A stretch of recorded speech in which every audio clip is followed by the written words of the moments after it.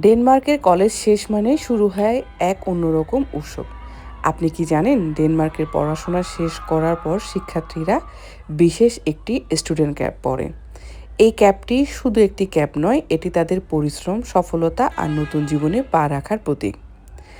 এই ক্যাব পরে ওরা ট্রাকে করে পুরা শহর ঘুরে বেড়ায়। ঘুরতে ঘুরতে বন্ধুদের বাসায় যায়, নিজেদের বাসায় যায়, টিচারদের বাসায় যায়। যাওয়ার পরে ওইখানে যারা থাকে তারা সবাই ওদেরকে অভিনন্দন জানায়। আমার কাছে জিনিসটা অনেক সুন্দর লাগছে, অনেক ডিফারেন্ট মনে হয়েছে।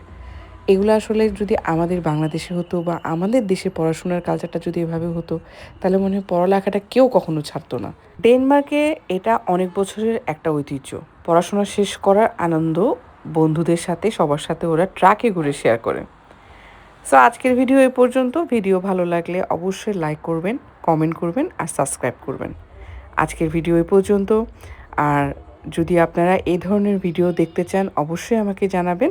আমি চেষ্টা করব ডেনমার্ক রিলেটেড আপনাদেরকে ভিডিও দেখানোর জন্য বা ডেনমার্ক রিলেটেড আপনাদেরকে ইনফরমেশান দেওয়ার জন্য। সো আল্লাহ হাফেজ, সবাই ভালো থাকবেন। পরের নেক্সট ভিডিওতে দেখা হচ্ছে।